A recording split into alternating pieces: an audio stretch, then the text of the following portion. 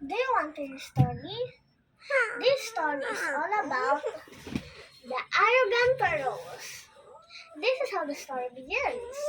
Once upon a time, there lived a little boy in a small town. One day, when he was walking around the road, he saw something on the ground. It was a little seed. He picked it up and he decided to plant it in a pot at home. He walked to their home and planted it in the pot. A few weeks later, the flower bloomed, but the boy didn't see it. Sometimes later, the boy walked in the room to check if the flower is okay. The boy was shocked of what he seen. The flower bloomed.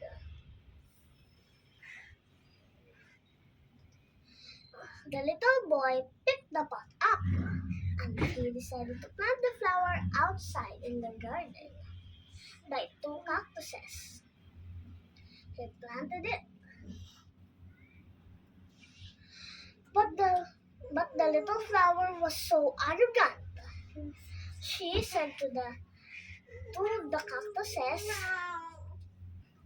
"I am beautiful than you. You are very ugly," she said.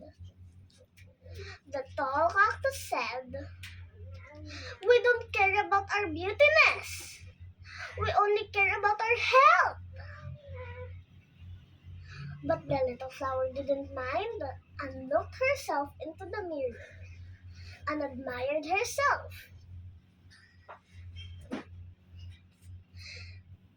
After that, the next day after that, she decided to challenge herself by not drinking water for a whole week.